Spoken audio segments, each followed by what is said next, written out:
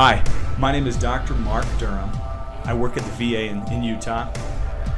I oversee the laboratory. I'm the assistant residency director, but I'm most importantly a full-time clinical prosthodontist. Okay. Now, I make a ton of dentures. I get asked to lecture on a lot of prosthetics, but I get asked to lecture on dentures a ton. In this video titled Kissing in a Denture, we're going to meet three objectives. Number one, I'm going to provide to you a way to make faster, better dentures in 24 hours using a step-by-step procedure that's been tested and tested and tested. Second, I'm going to provide to you a critical update on the denture literature, so you'll know exactly what all the academics are talking about currently. Finally, we're going to wrap it all together with a true story about a person named Nora Vincent. This is Kissing in a Denture. Let me draw you the story of Nora Vincent. So I want to tell you about Nora Vincent. This is Nora Vincent. Okay, Nora Vincent's a journalist, and she had it in her mind one day that she might want to write a book about what it's like to be a man. But to do it in a cool way, she decided, well, why don't I go ahead and just shave my hair, okay, and give myself a flat top, give myself a mustache and a beard, and tuck things in here or there. All right, get some baggy clothes, baggy jeans, start working out heavy with weights, increase my muscle bulk, give me some bigger shoulders, bigger neck, bigger traps. And then she seals the deal with these thick glasses and calls herself Ned. So wherever the wind blows, that season, it blew her in the direction of becoming a man rather than a woman. So she doesn't do this for 6 months or 1 year. She does it for a year and a half. So for 1 year and a half, she goes out as Ned, and she first decides to join a group of men and learn what it's like to play as men. So she joins a bowling league.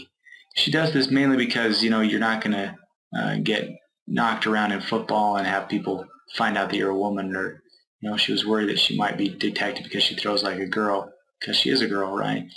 So she joins a bowling league and she starts to learn that men are actually pretty casual. They don't really judge you too much. They're pretty willing to let you in unless you treat them wrong, give them a reason to not like you. And she also learned that men don't really like to play around with sissies. If you find out you're kind of sissy-like, they're going to try to father you up and teach you how to become more of a man. And that's what she learned. And so everybody kept telling her that she sucks at bowling. And that's because she thought the men just really don't like to hang out with people who don't improve and work harder on becoming good at sports. After that, after getting bored with that for a while, she moved on and started writing about what it's like to date. So she started with internet dating, and found that women actually like to converse a lot online before they actually meet you. And at other places, she started learning that if you don't have a lot inside your head, women aren't really that interested in talking with you. She also learned that women aren't as interested in what you look like as much as what your character's like.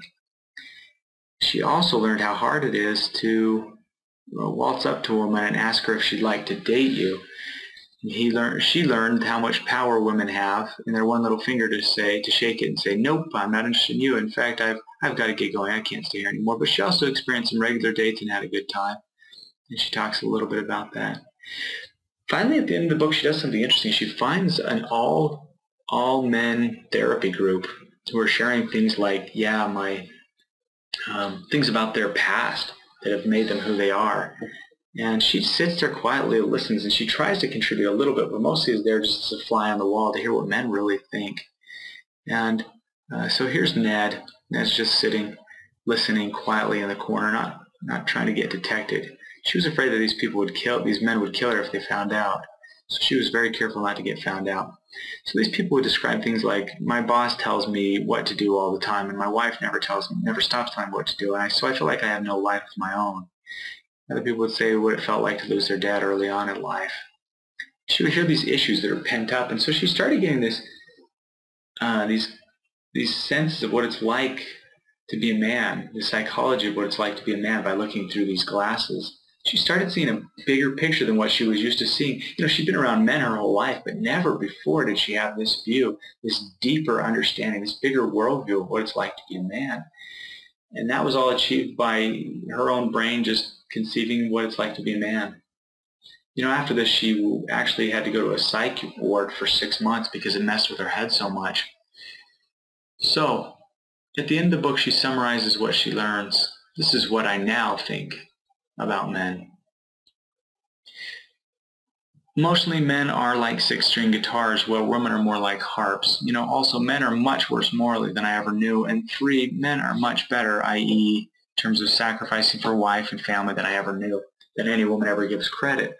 So she learned this by thinking with new glasses, a new worldview. So I myself learned this big lesson that if I'm a dentist and I have a lot of different patients who come from different backgrounds, different religions, different ethnicities, you know, if I were to put on their glasses and see the world through their filters, boy, I could learn a lot. You know what I mean? And so I took this lesson to heart one day when I was reading through the literature on a Saturday about dentistry. So I had an epiphany and created this new word, oroprosthology. And let me tell you what I mean by oroprosthology through this example of a tooth that's really hurting. It's a 3rd molar, and this patient's been up all night in pain, and finally just picks up the phone and calls in and says, "Hey doc, hey, I'm looking for a wisdom toothologist."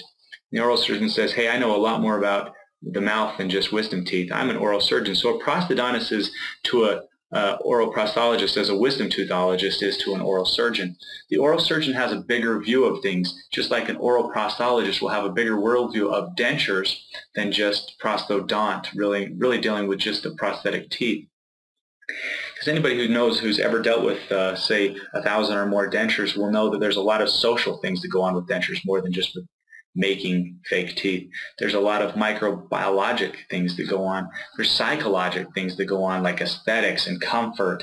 And, you know, there's physical things. How do you keep the denture from falling out and staying in when they're eating hard foods and whatnot? There's a lot of physics in the construction and making of dentures. There's a lot more going on than just teeth. In fact, some of the things that patients complain most about is not the white stuff, it's the pink stuff. It's not the teeth, it's the actual denture base.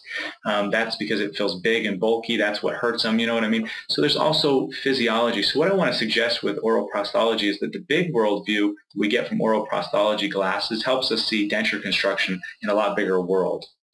What we just talked about was oroprosthology, a totally made-up word, but it was based on this concept of Nora who became Ned. What I want to convey here is basically we're going to learn how to make and construct dentures, but there's nothing as important as being able to empathize and see the bigger picture of what dentures and prosthetics are going to provide to our patients. Does that make sense?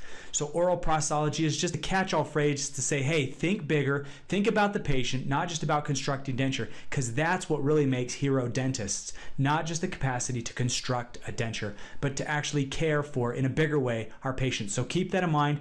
We'll come back to this as we finish up this video and wrap it up at the very end of this. Let's start constructing a denture though. That's what this is about. We need to learn how to make them and make them fast, make them better, make them more profitable, make them less expensive for our patients. Here we go. Step 1, I want to show this patient. I want to show this patient because in this video I want to bring out the ability to construct a denture, but I also want to bring out a principle that's difficult for all prostheses, is patients, when they come to us, they don't all look the same. The literature gives averages of a norm, a mean, that we would basically say, if all faces are about the same, we should do these things. Well, the fact is they're not all the same. There's some differences. So I'm going to present this face, this gentleman who has an eye line, the interpupillary line, which isn't parallel to anything on his, perpendicular to any main lines on his face. What does that mean for us when his midline is different than his nose line, which is not perpendicular to his eye line? Well, when I set those incisors, I'm going to have canting. No matter what, if I try to match the midline, it's going to cant relative to the nose or to the eyes. So I want to show this patient to suggest that science and literature is really going to help us, direct us fast to make good decisions to get us in the ballpark. But at the end of the day, because our patients are all different, we're going to have to rely on that artistic gut intuition. So science directs, but artistic intuition is going to validate your cases and help you make the right choice, okay? So the first thing I do is start with an alginate. We're making a preliminary impression. I'm using an alginate substitute here. This is to show you that if you are going to be able to be in need of sending out to a laboratory to pour up your impressions, you can use this. When I pour up the mandibular impression, I'm going to use alginate. That's my preferred route. I'm going to pour it up in stone in office and go to the next step. Notice what I've just done here in the picture in the video that's playing. I've smeared the material so I don't have any air bubbles. That's key. Now I'm having open. Now watch, I'll have him breathe in. Just like a snake unhinging his jaw, by him breathing in, it's going to open up those muscles a little bit more. He's going side to side, pushing those coronoid bones up against the denture to shape the base. So basically all we've done so far is put it in, smeared it, had him open real wide, move his jaw side to side. Now I'm going to have him close. I'm going to start manipulating the perioral muscles. The nerve that innervates this, the facial nerve, we've just manipulated by having me pull on it. As he goes out and smokes a cigarette, he'll have those perioral muscles close. And by me artificially pulling beyond their normal limit, we'll be able to prevent him getting any sore spots when he pulls on a drag from his cigarette. That was me just showing the mandibular impression in alginate. I'm going to go through the same steps, except now I have a tongue to play with. I'm going to have him use that a little bit. I'll show you what I do so you'll know how to employ it with your patients in just a minute when I do the master impression with the mandible. Let's move on. These are two quick, very fast impressions that I'm going to pour up. These are not going into a textbook. These are going to be used for me to move my patients forward. What I need here is a replica of the ridge. Not a perfect model because I'm about to make a master impression that will be very close to perfect. I have sent those impressions to the lab to be poured up in stone so that they could make, instead of a custom tray, something I call a Wayne Newton rim. A Wayne Newton rim combines a wax rim and a custom tray into one. It's wonderful. I'm very grateful for this because it speeds me up on my process. So Don Cashane for that. So this is the Wayne Newton rim. It's combining two steps into one, and that's what I've asked the lab to make me when I sent him my stone model. This is putting the Wayne Newton rim in and checking the extensions. It's overextended. Though I went through those manipulations of his mouth, I'm still noticing they're a little overextended on this Wayne Newton rim. So what I'm going to do is cut it back, and now I have a space. Okay? Now it's not pushing the wax rim up. It's not going to be overextended in my impression. Moving on.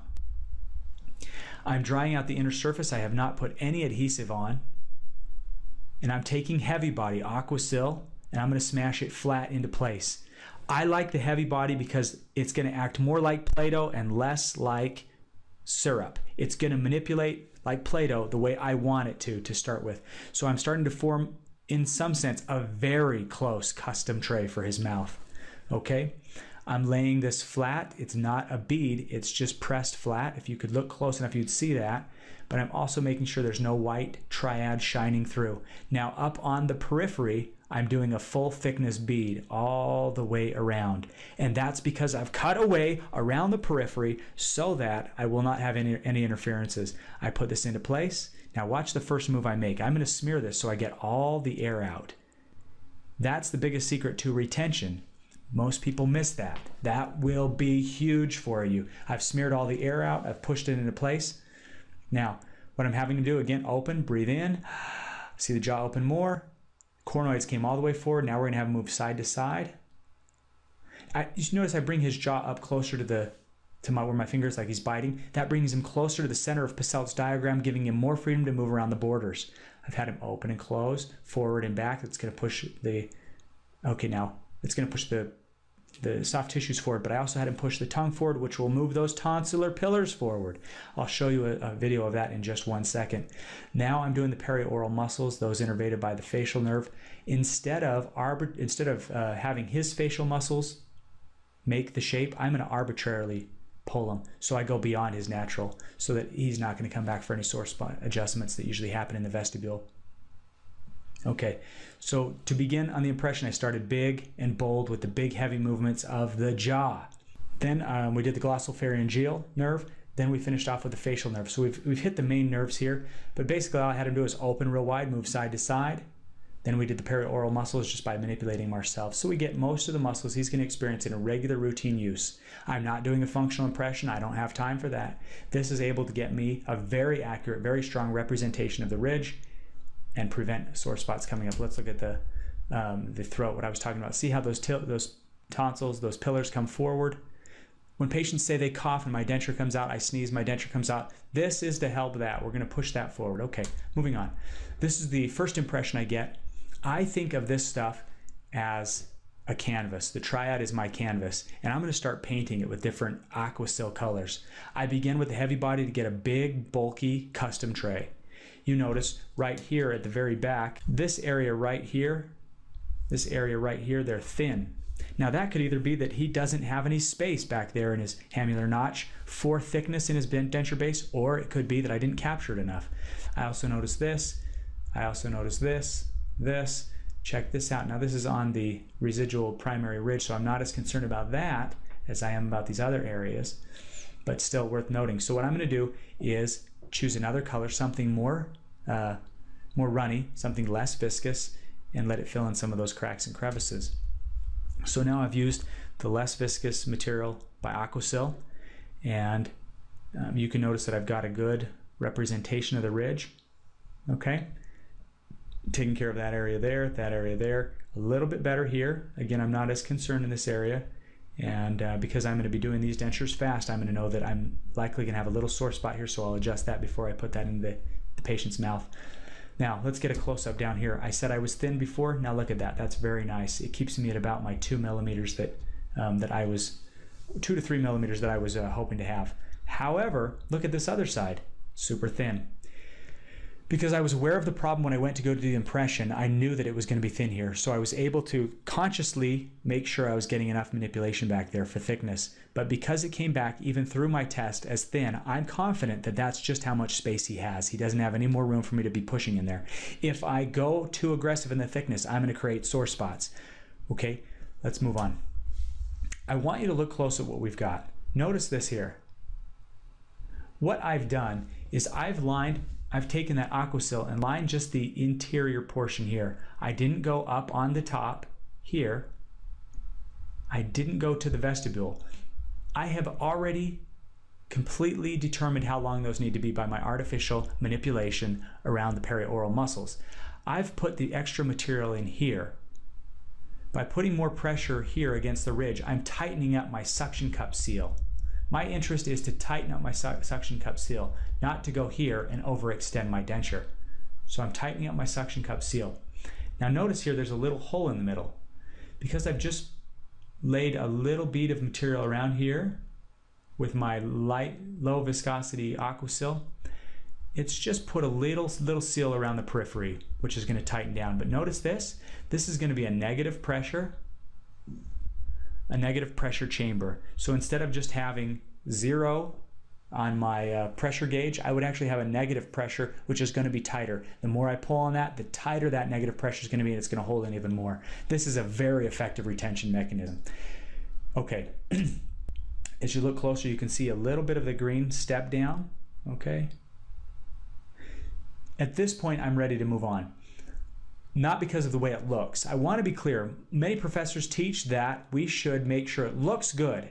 I suggest we should only stop the denture when it is holding good, when it has good stability, good retention, and good support in the mouth. So if it's just dropping out when you're taking the impression, you need to pull all that PVS out and start fresh. Make sure your impression is as good as it gets, because it's not going to get much better.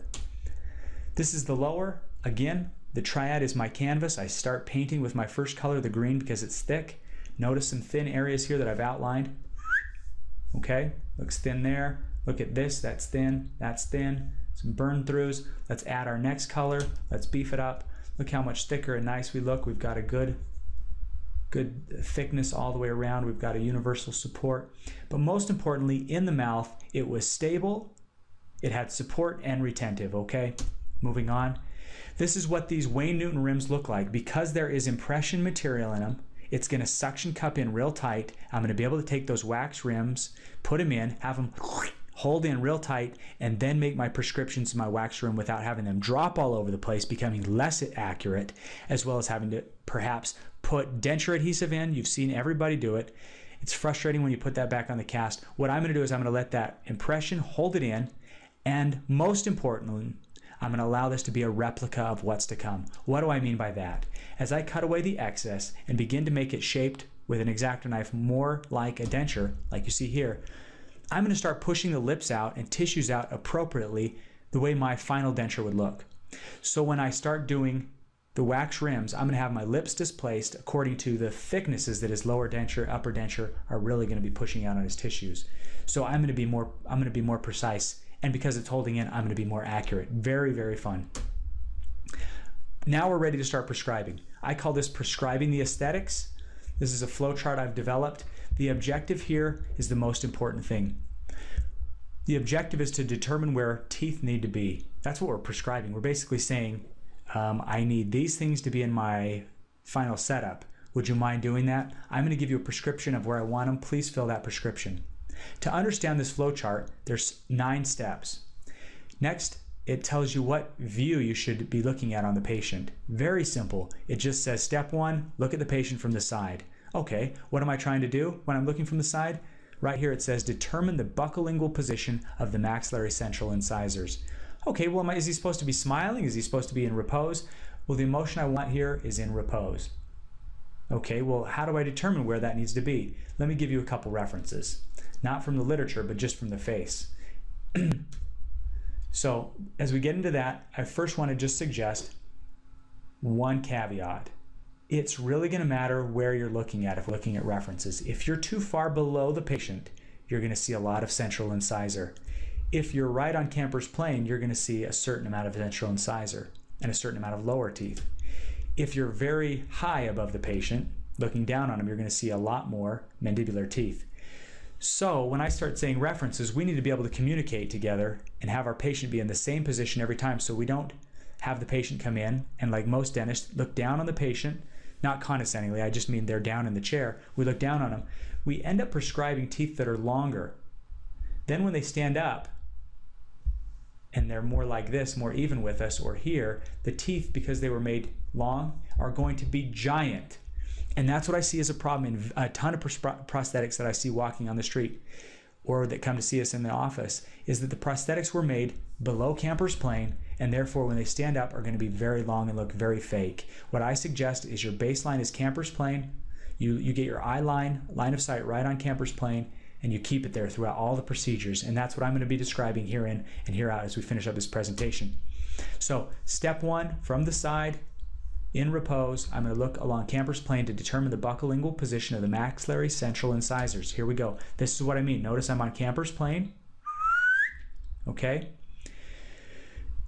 Now, as I'm looking at that, what I'm going to do is give you a couple references here. One, what I want you to do is think about the distal of the ala, the philtrum, and get the teeth to be, the front teeth to be somewhere in between there. In most of the populations you have there, that's going to be the appropriate reference. For some races, you're going to have bimaxillary protrusion, and that's the central incisor is going to be beyond that philtrum. So you need to be careful of your population that you're working with. Next reference, Camper's plane here will be perpendicular to this lip and the central incisor. Next reference. This one's a little bit esoteric, but I want to suggest that from the side view, when you put the teeth in, you have a lip, and if you were to cut him in half and section him, his lower lip would do this. This is the labial wall of the labial tissue. Okay, as it goes down to the vestibule here, your teeth come up. What I want to suggest is that the upper rim needs to sit as if it could just fall right into that right there. I call this a waterfall because it looks like the water could just roll over that and then... So the front tooth here needs to sit comfortably like a barrel falling into that waterfall. This is the neutral space, and naturally that's a comfortable place for it to be. It looks more appropriate, so when I prescribe that, that's what I'm going for. Now we're talking about the average face type here. Many times we're going to have disaverage, non-average faces, and it doesn't work that way. So you'll have class 2s or class 3s where you have to compensate for that. So science will direct us, but in the end, our artistic intuition will validate. There's another view from the other side. See how it's just sitting comfortably? Okay, so there's step 1. I gave you 3 references. The philtrum to the ala, that's 1. Number 2, the Camper's line, we're going to be perpendicular to that. There's 2. And then number 3, the waterfall, keeping it in that neutral space. Next, let's look at step 2. From the front, we're going to determine the vertical length of the anterior 6. How? It's going to be done in repose. So here he is in repose. Okay. This is too long for sure. I can tell that right off the bat. Just trusting my artistic intuition. Using some basic numbers, you can use Vig and Brundo. You can use stare at. I'm going to recommend using a simple one. It's Carl Misch and some students developed a very predictable way to use the canines. And what he's recommend doing is use the ala, drop straight down. That'll give you where your where your canines need to be. Let's go from the front, I think. And what I'm doing here is just marking where those need to be, where those lengths need to be. Okay, I'm doing that on the other side, making those marks. Now, let me give you some numbers. Let's go back up 2 slides to this. What Carl Misch's study said is, depending on the age of the patient, it's very repeatable to say that between about 20 to 40 years old, that canine in repose will be sneaking out and showing by about 1 millimeter. Plus 1, okay? That looks like 4, 1. Plus 1. Now, when they become, say, 40, 45, 50, 50 to, say, 60-ish, that's going to be about 0. That canine is just going to hide under the lip at repose. Drop down, can't see the canine, and repose. Next, you're going to get your 70s to your 90s, maybe your 80s. You're going to have -1, so that canine's going to start hiding. That's going to give you a ballpark, and it's going to help you speed your way up. So basically, if they're under 40, you're going to go +1. If they're really young, if they're in their 20s, you may go +2-ish. If you're getting really high in the 90s, you may go -2. But it's going to give you a ballpark where to put those canines. And then when he smiles, if he smiles like this, your canines will be right here, right here. Then your central incisors can oftentimes follow that lower lip line and harmonize with it. And you'll have a maxillary incisor length, okay? And that's what's taking place here in those slides we looked at. So we've determined 2. I've given you the reference for that, literature references as well as facial references. Let's go on to step 3. Determine the vertical length of the maxillary posteriors, the occlusal plane, the angle of the maxillary central incisors. So from the side we can see we've determined our height. Now, using Camper's plane and this single point, I can parallel this to give me my posterior, which means I'm going to need to cut out this chunk that's dropping down. And that'll give me my height as well as my angle. Okay, moving on. Number 4, determine the horizontal extent of the buccal width of the maxillary arch. What am I talking about there? Basically, buccal corridors. Okay, so on the average face, what we will find is the eye, the pupil, will determine where that needs to be. Okay. That the pupil on the average face will be in alignment with where the maxillary buccal extension will be. Okay, in this situation it looks like he's a little narrow here on my rim, so I would need to bulk him out that way to line up with this. Okay, so that acts as a facial reference to give us some idea of where to put that. Now keep in mind that's on the average face. If you get somebody who has a brachycephalic skull type and a uriprosopic face type, looks like a square, you're going to have probably the need to go a little bit wider to fit with the face. Whereas if you have a face like mine, long and skinny, okay, you're going to have the need to actually go more narrow. Now part of that is the pupils will be closer together, but if you go too wide, it'll look too artificial on this. So on the average though, pupil is a good mark. Next, we're going to start talking about the maxillary teeth. We're going to prescribe those. If you go into PubMed, you're going to find hardly anything on the maxillary, the mandibular teeth. I've been talking next. On the mandibular teeth in PubMed, you're going to find very few references on what you need for the mandibular teeth. Tons of stuff on the dental centerpiece, which is the maxillary arch. So on the bottom, what I recommend is at rest, about 2 millimeters at rest. Smile. We want to show, this is actually speech, he's doing phonetics. At phonetics, 6 millimeters, and then at smile, 2 millimeters. This is the most predictable. The smile is the most predictable. It changes the least over time on the mandible. So the display is usually about 2 millimeters. Speech, is pretty predictable. Rest is the least predictable of them all. Depending on what you look at, there's different articles, but because there's so few articles, it's hard for us to make as good as predictions on the average face. However, what I recommend is 2 at rest, 2 at smile, 6 at speech for this group. So there he is. You can see that he's not going to look like he's been wearing out his teeth because he's got too much attrition. He's not going to look like he's super old because his teeth are too long, and that goes a long way. Okay, that's speech, rest.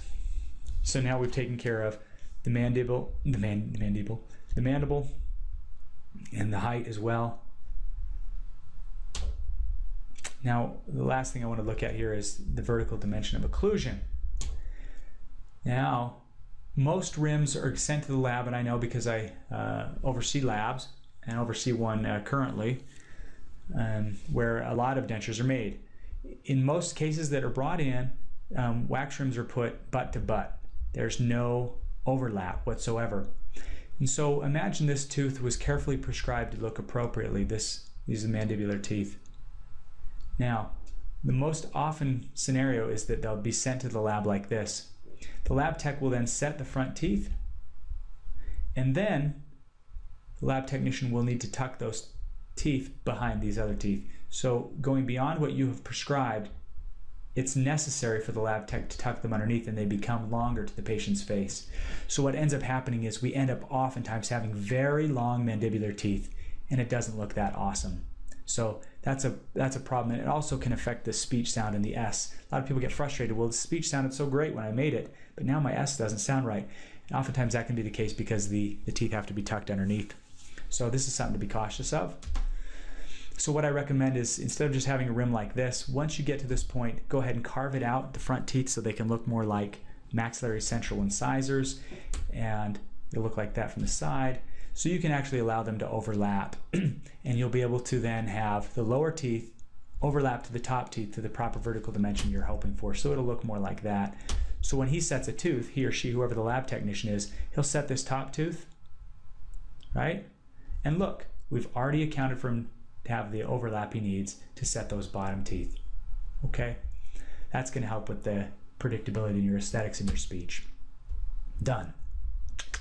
Determine the midline, the zenith line. Let me talk about that. What I like to use is a perio probe, so I can stand pretty far back. The farther back I can get, within reason, I can get a better visualization of what that midline is. I use a perio probe, so I have this long vertical line, which I don't interfere with my hand, which is very thin, which acts like a midline. And it allowed me to just hold it up and determine basically where that needs to be based on the face, and also where the cant needs to be. Midline is done. Finally, the zenith line. The zenith line is a made-up word. It basically connects all your zeniths on your teeth, your high smile, your photographic smile, doot, doot, right? It's just an imaginary line I'm going to use at high smile, photographic smile, that would suggest, as long as I put the necks of the teeth right there, the cervix of the teeth right there, it's going to look really good every time. Why is that? Because the average face has that. The average face, 75% to 80% of people, when they smile, they'll just barely grace and kiss the top of those zeniths. So I have that line go right across there. Beautiful. Looks good every time. This is us delivering this case. Okay. Smile. Oh yeah, I love it. Okay. So that's him. Let's move on to the next slide, and I'll show you a close-up. So this is our patient. Put him in. Oops, I went too far, too fast. Put him in. Now remember that issue we had in the beginning. We have this face that has cant issues. His eyes go one direction, his nose goes another direction.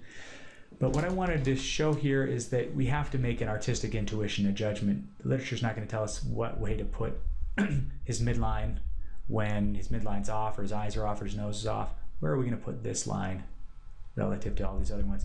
What I noticed is he's got a very big opening with his lip on this side, is smaller on this, bigger, and then it gets smaller. So if I would have gone with his nose, it would have really looked like that. It would have really made it look canting. So what I did was I took advantage of the fact that I have other lines that I could go with, the eyes tilting that way, which will allow me to tilt this cant this way a little bit, and therein allow it to look parallel to the eyes but not look too gaping on the smile, and deal with all these crazy lines that were going on. Okay, that's basically what I want to show you on how to construct a denture. That's a broad overview on how to construct a denture. That denture was made for that guy in 24 hours. Start to finish within 24 hours. He drove 5 hours to see me. I needed to get it done. I needed to get it done fast. As we move now from constructing a denture, I want to dip into the literature. I want to give you a really quick brush of the contemporary denture literature, an update. As we get into this, I don't want you to lose sight of the purpose of this video, which was oroprosthology. I set out with this mission to share oroprosthology, a totally made-up word, couched in this idea of Nora who became Ned. The whole idea is to empathize with our patient, to understand their bigger world, that the dentures really affect a whole bunch of their life. Let's look at this literature now and see how it can help us utilize this idea of oroprosthology to make a bigger impact in our patients' lives. Let's check this out. Now, when you think about an edentulous person, big improvements were made in his life when we went to the denture. Big improvements. Okay? So you can test those by having that edentulous person chew up some food and then spitting it out. There's lots of studies that talk about this. Okay? They can spit it out and you can measure which one's better. Let's say this is the edentulous, this is the dentate with the denture kind of. And this one's always better. The particle size have been grinded up a lot finer here than there. Next, you can also just hand out a psychological evaluation and say, do you like better, the denture or not having the denture? Which one makes you feel better? Which one is more efficient at eating? And time after time, they always come back and say, well, it's the denture. Last, you can do this. You can measure the blood and say, well, if the purpose of dentures is to put more nutrients into the stream, the bloodstream, we could test that by having them chew up food for a couple months versus chewing up food for a couple months without dentures and see what ends up being more beneficial for the bloodstream and for the cells, right? And time after time, the dentate side with the denture always wins. Okay? Big improvements were made by adding a prostheses to the mouth in those camps, right? But what does the current literature show? What do we usually see? Current literature and the clinical trend is when a patient comes in with a denture and you want to make an improvement while still leaving them in a denture, we're not talking about implants. What does the literature show? It shows basically two things. One is a contest between techniques, okay, where you have a simplified technique. Basically, you take an alginate impression, no border molding, no face bow, get them in, get them out, send them on their way. It's fast, it's efficient, it's cost-effective for the patient. The other is to do a more academic, conventional technique where you take the preliminary impression, follow it up with a custom tray, with PVS or some polyether, and then do a face bow, etc., etc. There's steps along the way. It's about 6 appointments. It's more theoretical and planned out, and you intend to have higher quality. That's the technique contest, okay? So one we'll say is simplified versus the conventional, all right? We're going to compare those two.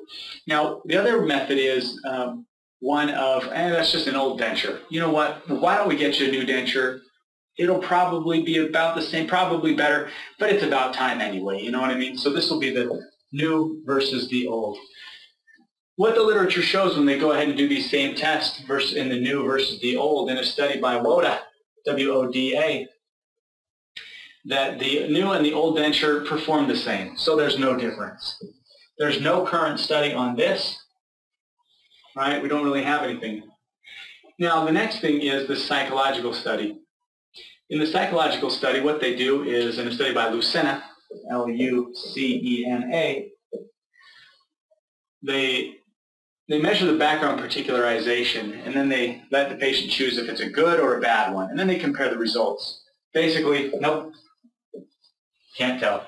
Patient's belief here doesn't correlate with actually what's going on here. Isn't that interesting? To take it a step further, you may think that, well, patients don't really know what a good denture is. So they tasked some professionals.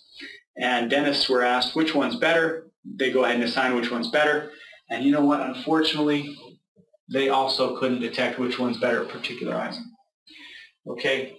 So in a study here by Hedeke and by Kawai, they did compare the simplified technique versus the conventional technique. And you know what they noted? No difference.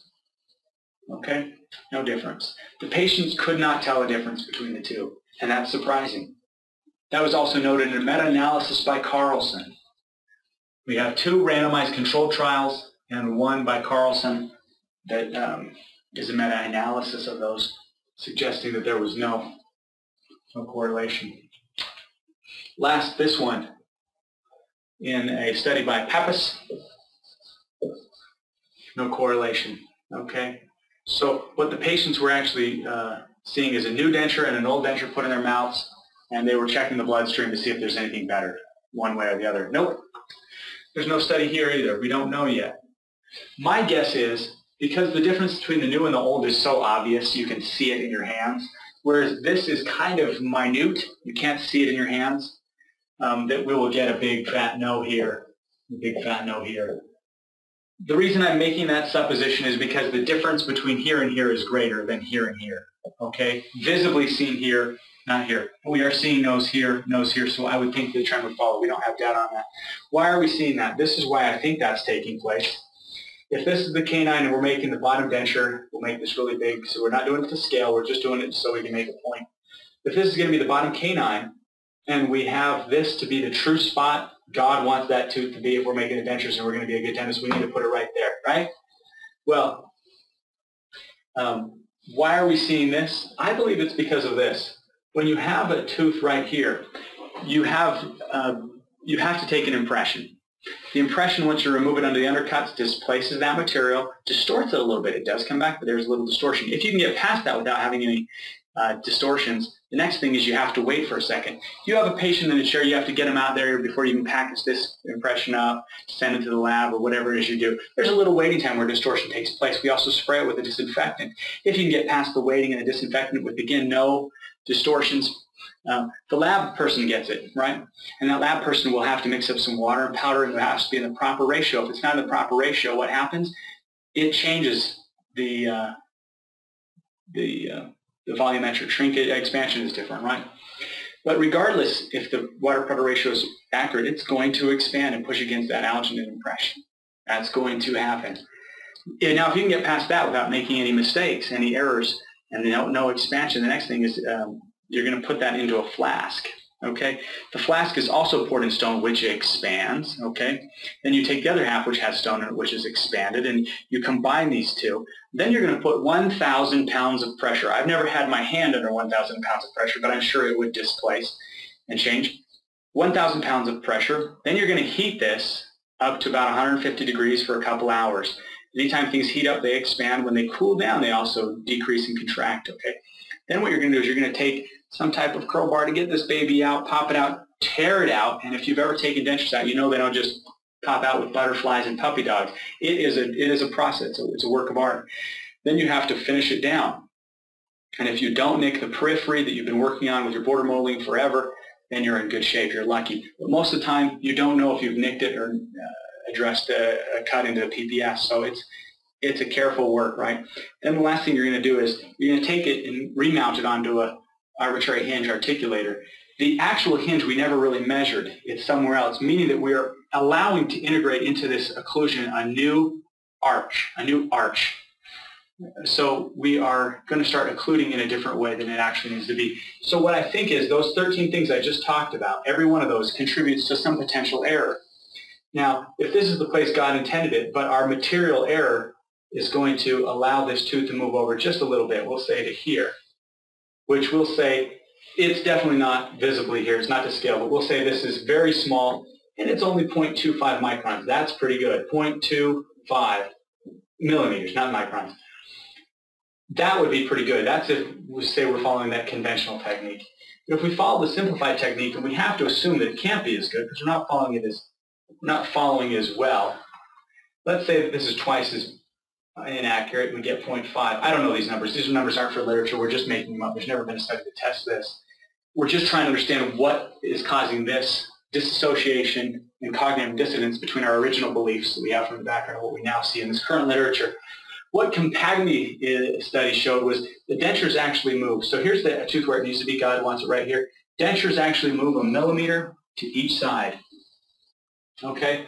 1 millimeter, said Compagni study, right? So these small differences that we're talking about right here cannot be perceived by the patient because there's so much movement in the denture, and I think that accounts for this disparity between what we're seeing, okay? So given that background, what's interesting to note is this amount of movement decreases our ability to partake of meat if we're wearing dentures, or fibrous foods like lettuce or certain fruits and vegetables. All right.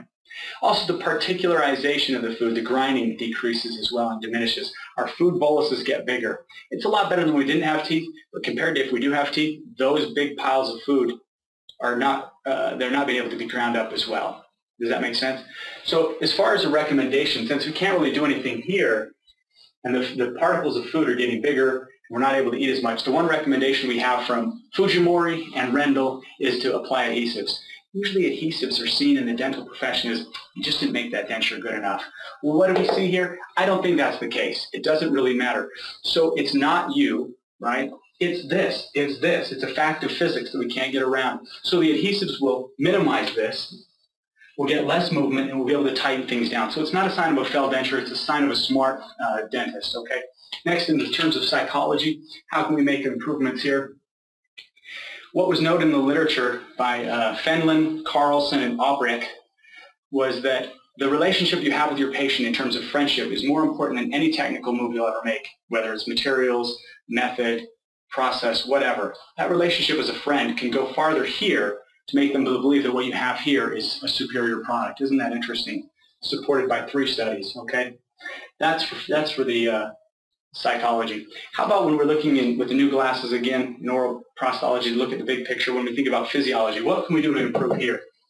Well, the problem we see from Papa's study was that we get a decrease in calcium, we get a decrease in fiber, we get a decrease in vitamin A, we get an increase in cholesterol. Okay? Blah, blah, blah, cholesterol. So what we can recommend now is diet therapy. Basically, you just tell your patient, when you get your new dentures, you're going to decrease in your fiber, you're going to decrease in your calcium and your vitamin A. You get the idea of cholesterol. Particularly important to those patients with osteoporosis, particularly important to those patients that have gastritis or irregular bowels. You're now going to increase that. And then also those patients who are on opioids, painkillers, they're already having a hard time processing food. Now we're going to make it worse with dentures. You've got to keep that in mind. Lastly, cholesterol is a real problem today. Patients can't eat the fiber they need to, like the lettuces, to help process some of that food, and to also help us with our HDLs and our other lipids that do the cholesterol work. So what we have to do is be extra cognizant about that and reminding our patients they need to be very careful not to eat the Twinkie because it's easier to eat. Okay, so the recommendation in terms of oroprosthology to help us make an improvement is diet therapy. The last thing I want to talk about is something barely noted in the dental literature. It's sociology. It's the effects of the denture on social life. One study in the Journal of Dental Research in 2005 noted 5 areas of social life that were studied. It was the first of its kind doing this. They studied talking, invitations to do social things. They looked at playing sports. They also looked at kissing. They looked at sex. These areas are social life and things that could be influenced by a denture. But you know what? The first 3 showed no correlation. Talking, nothing. Invitations, nothing. Playing sports, probably not a big deal because people who are 70, 60 years old with dentures probably don't want to go play rugby. But the other 2 were interesting. These are physical attributes of social life, kissing and sex, right? And what the data showed was they were less inclined to get involved with kissing or sex because of a feeling of uneasiness due to this lower denture movement. Okay? So that's an aspect of social life which we are affecting. All right? These are things that we now need to start seeing with the new glasses of oroprosthology. That our effects are bigger, and that's why I titled this lecture, Kiss in a Denture. Okay? And here's why. If Nora, who became Ned, remember her, wanted to really understand what it is like to wear dentures, she would have to pull out her teeth and put dentures in. Only then would she know what it's like to put a lollipop in her mouth and feel it bang around on plastic. Only then would she know what it's like to combine denture wearing with yawning, whistling, burping, vomiting, coughing, swallowing, and yeah, kissing in a denture. Because the only way for Nora to understand dentures is to kiss in a denture. And the only way for dentists to begin to make improvements for denture wearers is to imagine what it's like to kiss in a denture and explore other realities. And only then will we see how PIP paste and articulating paper are good starts, but will never be enough to manage this new, bigger view of oral prosthology.